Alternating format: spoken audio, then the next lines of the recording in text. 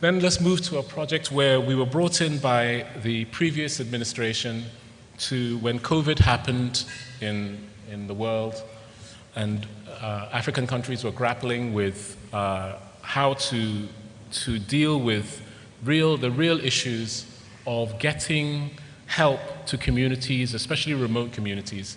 And the previous administration, with the Ministry of Health, thought through this idea next, which they call the district hospitals next. Next. This is our infrastructure at the moment in many places. They thought through a brief for what could be a model of a low-cost hospital that could be deployed to every region in Ghana, allowing every community to be no more than half an hour away from a hospital. And to also allow for the drone technology, of which Ghana is actually quite an expert, to be able to deliver invaluable vaccines, etc., directly to communities with doctors and nurses in those communities able to administer and support and create resilience in our communities in the absence of the infrastructure that we don't have that would limit the ability to help people if things really got out of hand. COVID was bad, but it could get much worse. And this, for me, is an urgent issue that we have to deal with in Ghana. Next.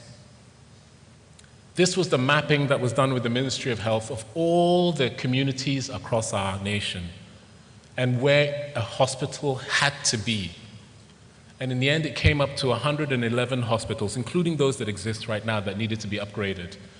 And the idea was like a Marshall Plan, the American plan, was to then absolutely set up a scenario where we were commissioned to do a study where, traditionally, if I'm asked to make a hospital, I'm trying to think of a unique thing for each place. This was a project where I had to think of a hospital like a piece of infrastructure, almost not like a building, that actually becomes something that is deployed across the entire country.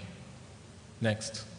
We developed a system based on a lot of analysis on speed of construction. We made a couple of decisions, only one-story construction, a courtyard system that allowed a series of intimacy but also familiarity with communities, a series of simple buildings that only allowed sort of high-tech air conditioning where you needed them, but cross-ventilation being the predominant model, low-carbon concrete, earth brick architecture, compressed earth brick architecture, locally pressed from each area. So that the thinking was that in doing so, we could deploy up to 111 contractors around the country and actually just build this model. And within 3 to 5 years, have this across the entire nation. It's something which I know is possible. We actually did all the work and finished one model. And it is actually proven that you can do this. We could build hospitals for the entire nation in 5 years. Next. It comes from this analysis of our culture, making one-story structures, understanding in threshold spaces, understanding climate moderation, understanding how to organize our spatial systems so that our communities understand it, from the informal to the palaces. The models are the same. Next. Some of the studies thinking about this. Next. Then the plan that was set out, these are 2-acre plots. And the idea was that we identified in all 111 locations 2-acre plots that were more or less within a 1 or 2, 3 meter gradient that allowed us to build this infrastructure.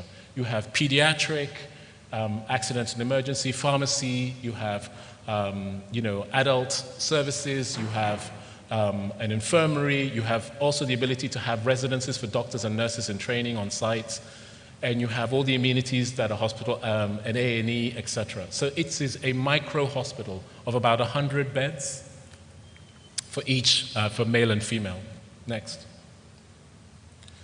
We decided that some of the roofs, instead of being pitched, would be butterfly because we needed to collect water. We didn't want to waste the resource of water.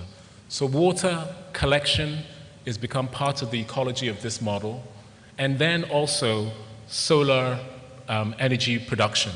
So the butterflies collect energy and also collect water, but then creates its own unique language for the hospitals. Next. So the diagram is very simple. Upside down or inverted, or where you need energy, as in the theaters and the operating spaces, etc., you have the technology into the body of the architecture, but always building a raft system that floats above the foundation so you don't have to worry about the topography too much. And then the rest of the systems evolve with the proportions that allows for thermal, stack effects, and heat gains to all work appropriately. Next. Diagram next. We tested it in different locations as diagrams. Next. And we built one. This is built and is ready to be operated. The front is the entire hospital program. At the back is the residences for the community. And this can be built for every single community in Ghana. This is using local skills, not highly skilled contractors, but local contractors who are able to make these compressed bricks and make these frames and to then embed within it the technologies we've just been discussing. Next. Next. Entrance areas. Next. There are no corridors. You will start to find I hate corridors unless if I have to do it. Next. Wards. Next. Courtyards where trees will be planted. Next, as waiting spaces. Solar systems on roofs. Next. Water gathering and solar systems with the earth brick and frames. Next. The corridors where the natural ventilation happens and corridors to interconnect the systems. Next. Next. Then these forms with their different roof profiles and how they articulate. Next. Accident and emergency areas. Next. And then this building in its context as it's starting to grow with this residential area behind. For me, this is probably one of the most meaningful projects that I completed, and I hope that governments will look at the work that architects are doing and vast teams and really, for me, build upon the work that's been done rather than discard this kind of research for new models. Because when we make breakthroughs, it's important that that's actually shared with our communities.